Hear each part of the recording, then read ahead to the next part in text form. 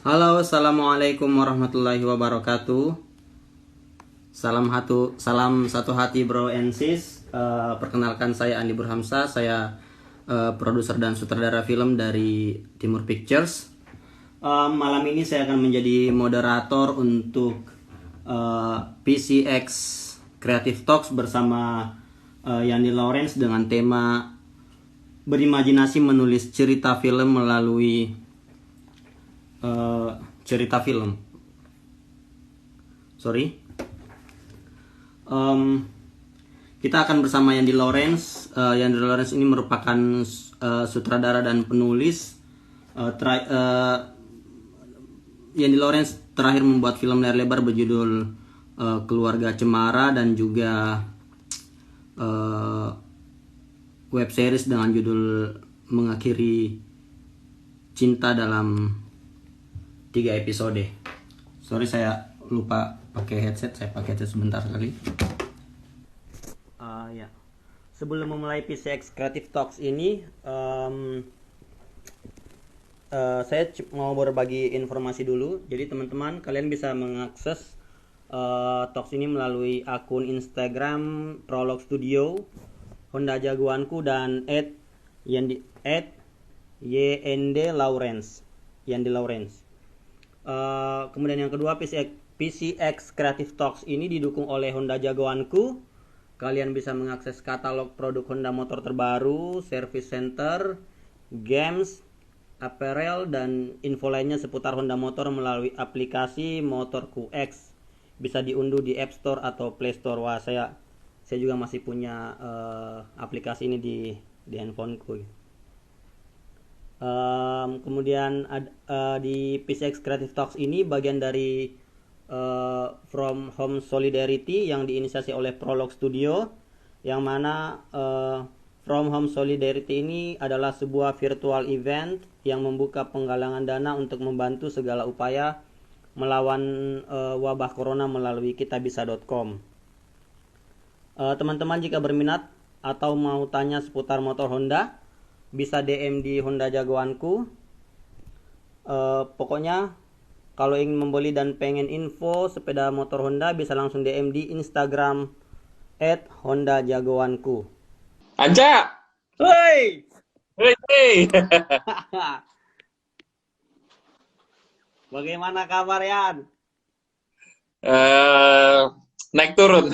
Sejujurnya naik turun. Apa ini yang naik turun? Apakah timbangan atau... Kalau timbangan naik terus, kalau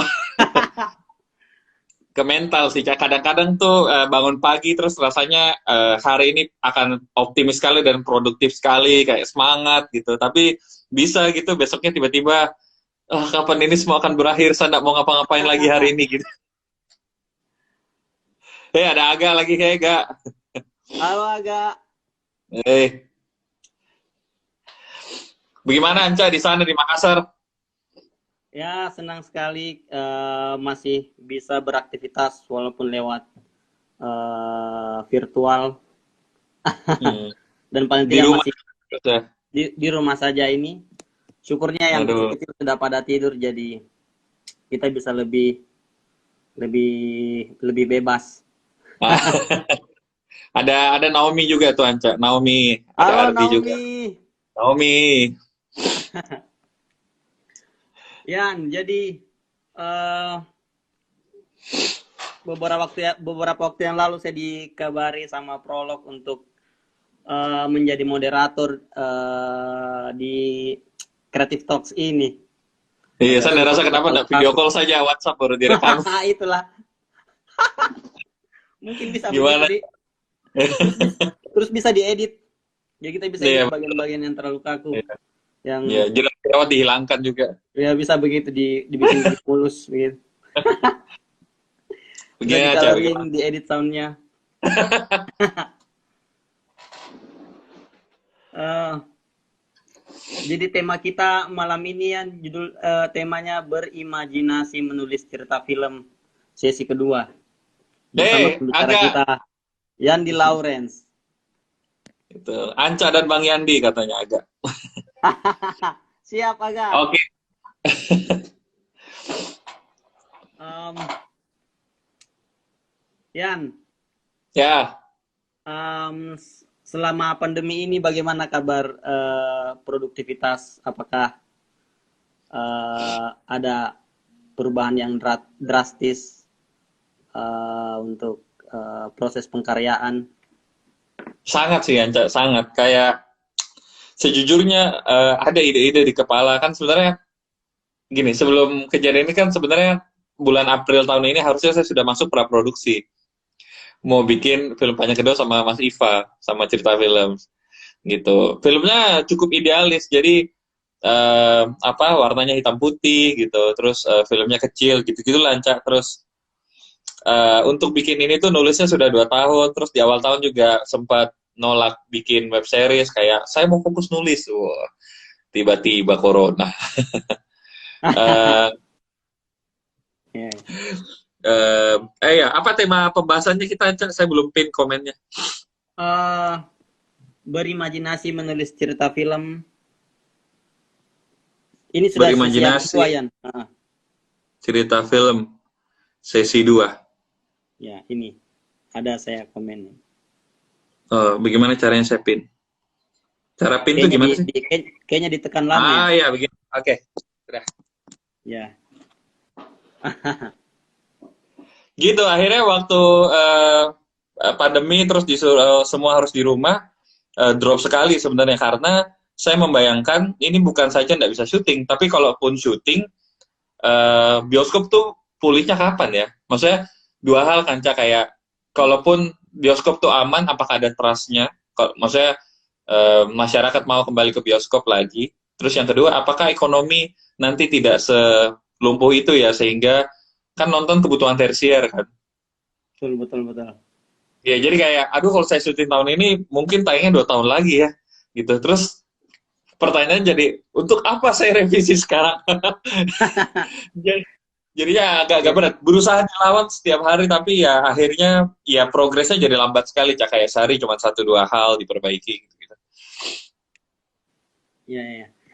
Yan, jadi kan selama eh, pandemi ini banyak sekali orang yang kemudian menghabiskan waktu dengan menonton film dan akhirnya kita bisa merasakan bagaimana impact film dalam situasi seperti ini.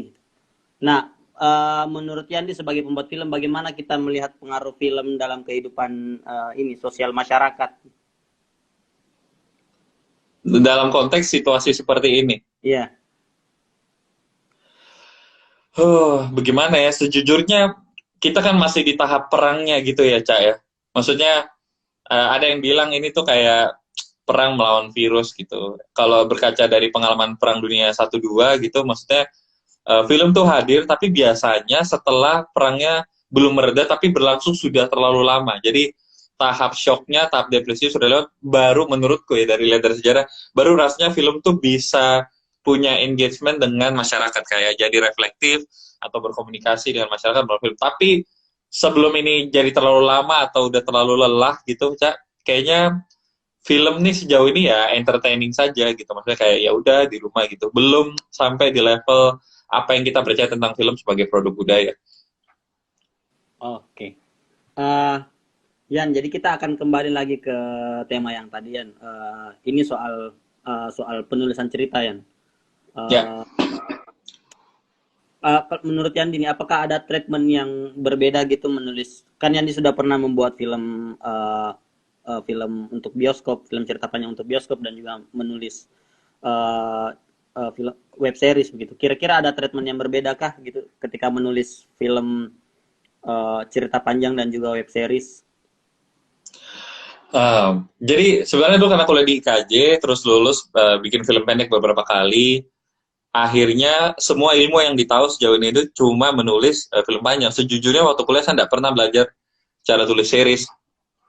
Jadi waktu tanda kutip harus buat series, ya karena senang juga, tapi juga untuk sambil menunggu waktu dan cerita yang tepat untuk bikin film panjang. Waktu itu akhirnya metodenya yang digunakan adalah cara bikin film panjang yang kemudian dipecah-pecah jadi beberapa episode gitu. Jadi jadi kayak misalnya saya bikin 8 episode, ya sudah 8 sequence saja. Tentu ujungnya tinggal dikasih cliffhanger gitu. waktu bikin 4 episode, ya udah berarti satu episode mengandung 2 sekuen. Gitu. Jadi sejujurnya saya malah nggak tahu cara tulis series, tapi saya memaksakan cara tulis film ke dalam series lalu tambah sedikit hook gitu. Nah kalau di film ya sudah seperti yang dipelajari di sekolah, tapi tentu di antara semuanya prinsipnya sama. Kalau bikin series, bahkan iklan film pendek, bahkan kemarin bikinnya ada yang dari rumah tuh, dari iklan bank sama sama Ringo sama Derina. Ya bikinnya tetap sungguh-sungguh, bikinnya tetap dari hati gitu. Tapi yang paling spesial diperlakukan sejujurnya pasti film panjang gitu. Sangat hati-hati, kayak kalau bisa setahun satu, 2 tahun satu saja. Oke. Em, Yan, jadi selama proses kreatif menulis cerita itu, Yan, eh, boleh di share nggak itu apa namanya prosesnya gitu, dari kadang-kadang idenya muncul dari mana gitu, imajinasinya hadir, bagaimana imajinasi itu kemudian bisa hadir gitu. Untuk gimana, dari mana imajinasinya hadir? Untuk mulai menulis ceritanya. Paling banyak sebenarnya imajinasinya lahir dari apa yang dirasakan dan dialami sih, Cak. Maksudnya saya percaya saya ini saya ini hasil dari budaya. Maksudnya saya ini produk budaya. Saya hidup di masyarakat, saya berkeluarga, berteman, gitu, bersosial, sehingga saya rasa apapun yang saya alami yang kemudian saya rasa penting untuk diceritakan. Tapi tentu habis itu coba dicek-cek juga. Maksudnya dilihat apakah ini penting buat banyak orang juga. Saya rasa itu juga nanti jadi penting untuk dibicarakan jadi film buat banyak orang, karena kehidupan sehari-hari juga sudah menjadi bagian dari budaya. Jadi biasanya tidak niat buat nyari yang kemana-mana, tapi fokus buat menggali ke dalam sih, Cak. Gitu. Itu jadi paling banyak dominan itu dari kehidupan sehari-hari. Terus imajinasi atau ide juga lahir dari nonton film orang gitu. Uh, Film panjang, film pendek, series apapun. Kadang-kadang dari karya seni lain. Sejujurnya saya jarang lihat lukisan gitu, tapi biasa 1-2 gambar nyangkut terus, wah menarik ini ya kalau di sini jadi cerita apa gitu-gitu sih, Cak. Tapi sejujurnya itu paling banyak idenya lahir dari kehidupan sehari-hari. Dari kehidupan sehari-hari ya. Jadi kayak Betul. waktu saya nonton apa namanya Keluarga Cemara itu, saya masih terkesan dengan adegan waktu dia bermain-main sama si baby itu. Yang caranya juga ikut waktu sama keluarganya begitu, yang cipika-cipiki dari jauh itu. Oh. Kemudian ada kaki yang di depan tangga itu, bekas kaki. Iya. Kemudian ada ini Didi dan Andi.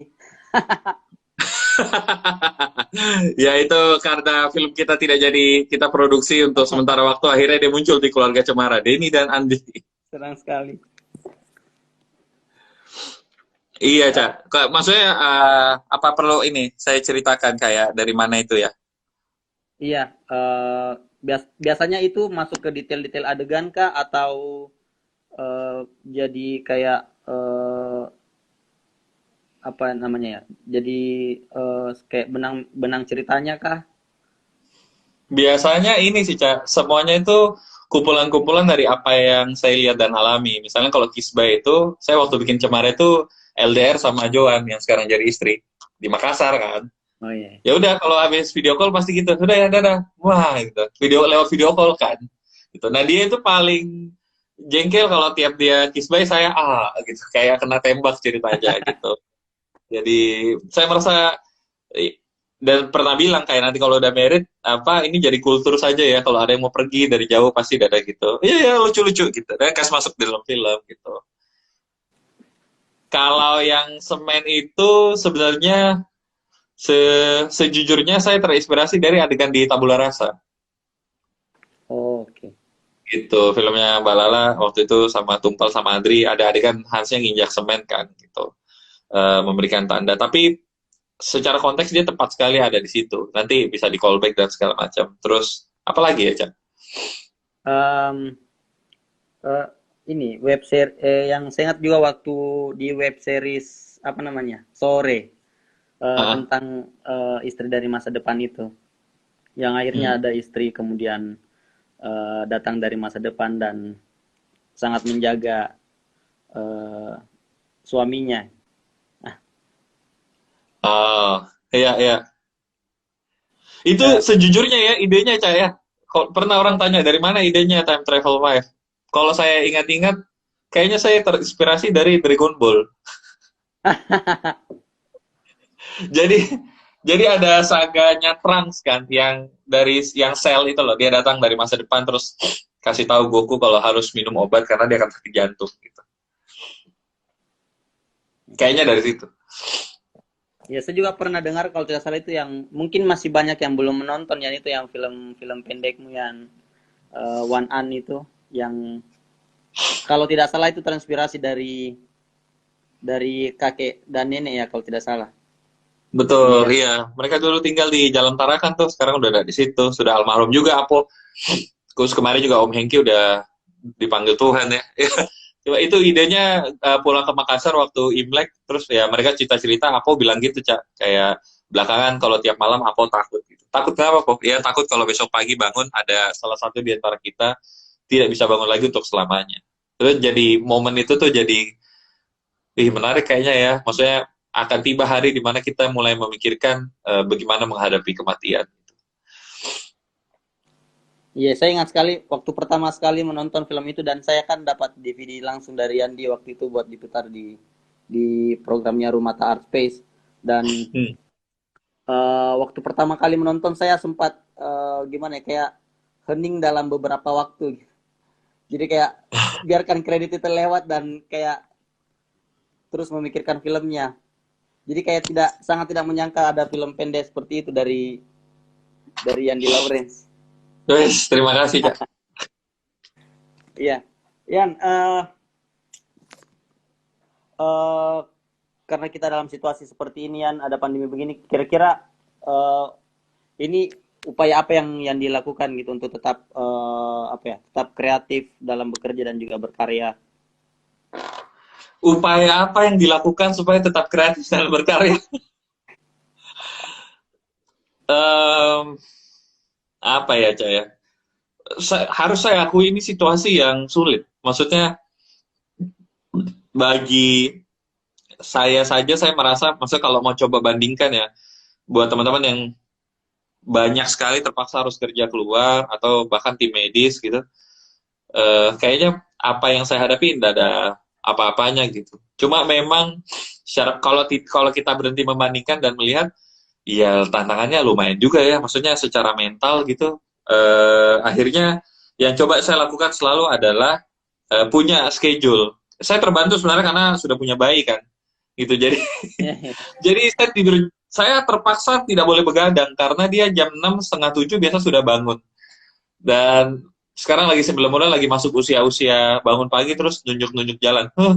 Mau jalan-jalan keliling komplek. Akhirnya hidupku mau nggak mau jadi teratur sih, Kak. Jadi saya menjaga supaya dia tetap teratur gitu. Bangun pagi, minum teh sedikit, bawa jalan-jalan gitu. Terus sarapan. Oh, pokoknya ritme makannya anak tuh, ritme tidurnya membuat saya ikut itu. Nah, upaya yang saya lakukan adalah sudah ada slot waktunya kan. Nah, yang saya lakukan adalah berusaha live in the moment sih, Cak. Kayak betul-betul melakukannya bukan kayak robot, kayak autopilot gitu, benar-benar menikmatinya. Gitu. Agak kontemplatif sih, kayak kadang-kadang pagi tuh kan pakai alat gendongan ya, pagi-pagi terus bawa if jalan-jalan di komplek, berhenti, hirup napas gitu, berusaha hadir sih. Karena kalau tidak begitu biasanya jadi autopilot, autopilot tuh yang bikin stres biasanya. Gitu. Jadi sebenarnya ini sudah mulai mempersiapkan bibit-bibit eh, ide atau gagasan buat cerita film sih Yan. Kan biasanya yang di Lawrence itu selalu terinspirasi dari pengalaman-pengalaman yang dilalui gitu. Jadi bisa jadi pengalaman-pengalaman dengan si kecil ini bisa jadi bibit-bibit cerita nantinya kayaknya ya. Mungkin ya. Cuma saya tidak yakin dalam waktu dekat karena mungkin corona ini, COVID ini kayak saya membayangkan diriku kayak ditembak peluru sih, gitu. Dar gitu, terlalu sakit dan terlalu cepat untuk bisa mencari maknanya gitu. Jadi kalau ditanya sekarang ada idenya, nggak ada, ini kesakitan saja sudah. Yan, ini ada yang bertanya ini, Yan. Apa, Cak?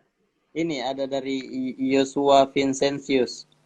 Bagaimana cara membuat mood berimajinasi di tengah corona bisa stabil? Ya Bagaimana itu seperti yang tadi saya bilang, ini memang susah sekali, tapi tiap orang beda-beda.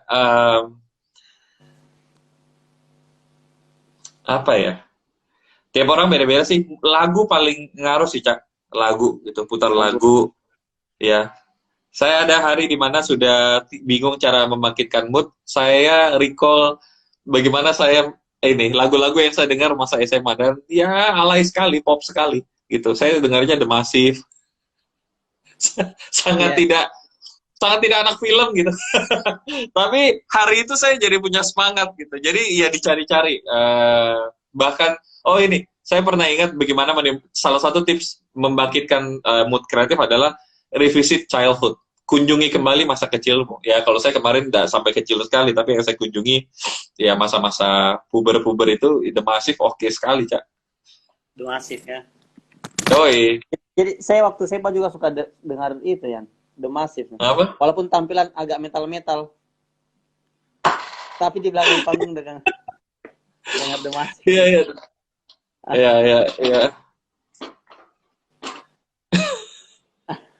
Yan, kira-kira ini kalau bicara tentang film-filmmu yang sudah berlalu, kira-kira kalau ada bagian adegan yang bisa diperbaiki, adegan apa yang kira-kira yang dia mau perbaiki? Wah, kalau ada yang bisa diperbaiki ya. Ada, Cak, ada. Ada. Ini series boleh ya kan film cuma satu ya. Iya, Series, iya, iya. series Janji. Series janji ya. Ya, jadi kalau bisa saya perbaiki kalau boleh. Dan saya baru nyadar waktu di editing kayak, aduh harusnya bisa lebih bagus ya. Tapi ya sudah lah kan karya itu kayak anak ya sudah lahir ya.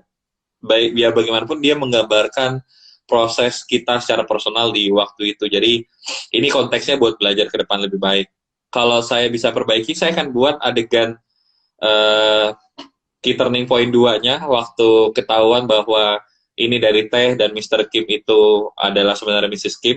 Saya mau buat itu bukan ada di episode 8, tapi di episode 4. Saya tarik dia jadikan midpoint, lalu saya berpikir lagi, nanti key turning point 2-nya apa. Sempat berpikir, jadi kayaknya series akan lebih seru, karena di tengah ketahuan pembelajarannya, terus jadi lebih tegang, dan mungkin tehnya, saya sempat pikir tehnya itu dibuang, nggak dibakar, dibuang ke sungai, terus satu desa ketukar-tukar, Cak. Oh iya, Karena iya, iya, dibuang iya, di iya. semua orang ketukar terus jadi chaos gitu.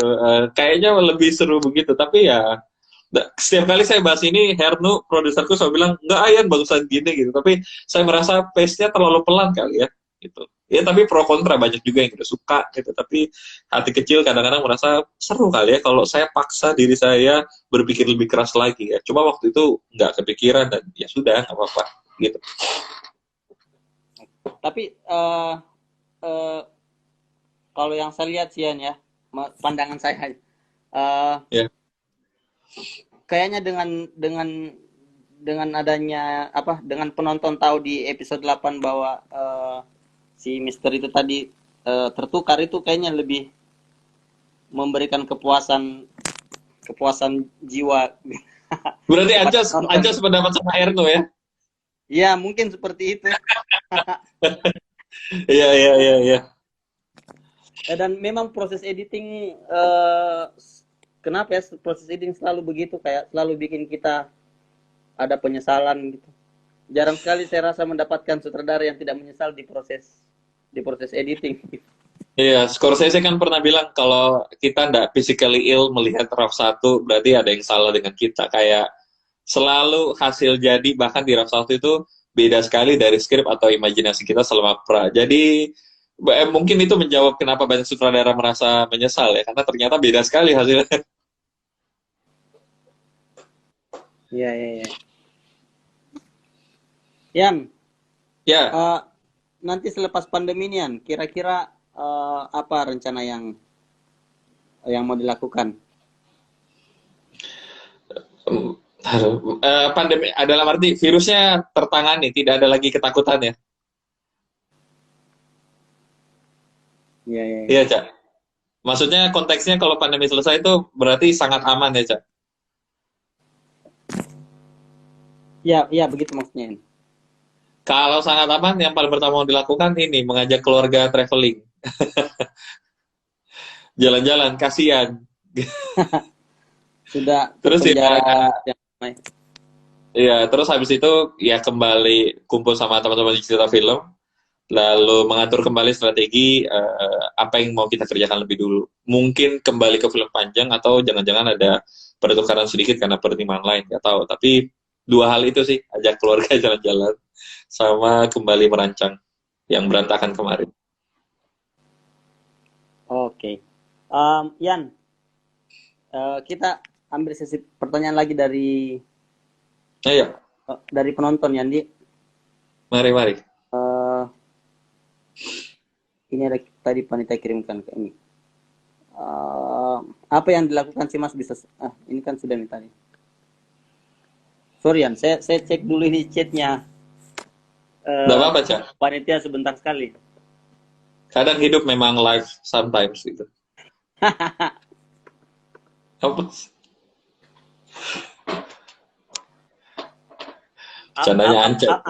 Apa yang dilakukan sih Mas bisa survive sampai sukses seperti sekarang ini dari Rizal Duez. Aduh, apa yang dilakukan ya? Em, ini, yang pertama, seni film kan produk seni kan, Cah, ya. Dan hanya karena dia seni bukan berarti dia tidak menuntut kedisiplinan. Saya mungkin cukup beruntung karena dulu waktu SMA sempat sebelum mau jadi sutradara mau jadi pemain basket. Jadi terbentuk juga disiplin atletnya gitu. Untuk belajar, untuk tepat waktu, untuk tampil yang terbaik itu mentalnya kan dari atlet ya. Kayak maksudnya basket saja itu kalau dulu tanding baju tuh nggak boleh di luar, harus di dalam. Bukan karena aturan apa, sopan. Itu menunjukkan attitude gitu. Akhirnya terbawa sampai bagaimana saya belajar film di IKJ.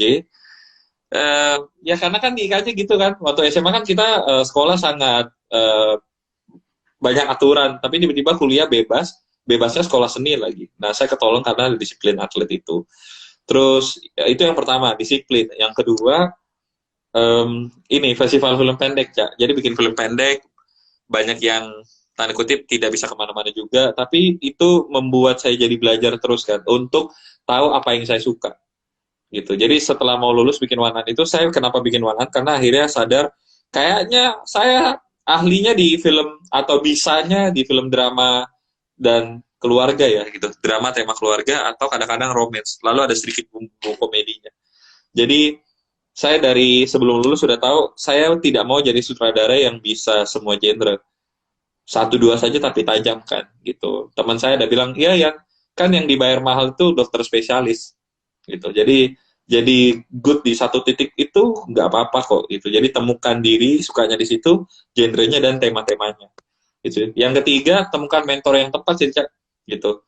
Habis lulus tuh ikut Mas Riri kan sempat jadi BTS satu kali gitu.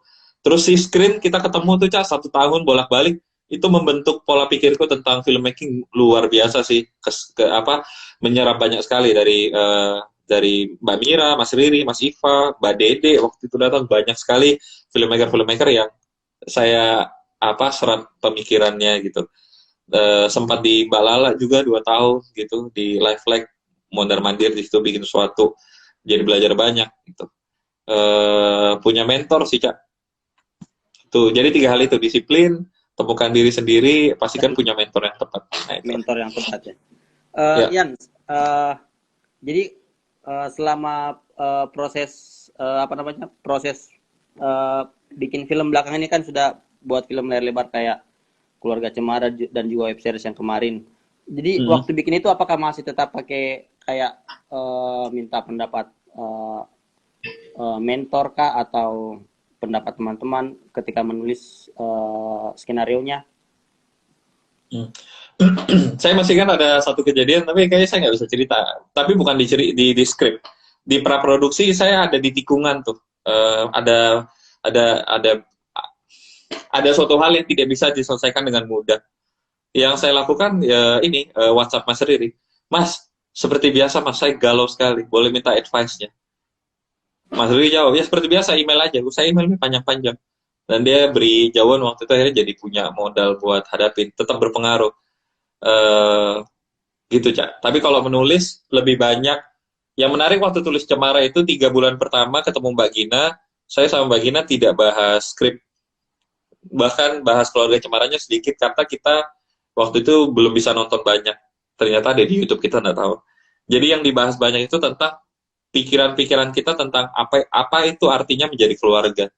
Dan curhat-curhat pengalaman-pengalaman pribadi dan kita catat-catat memori-memori. Kayak adegan di ending tuh yang tirainya ketutup sebelum Ara disebutkan.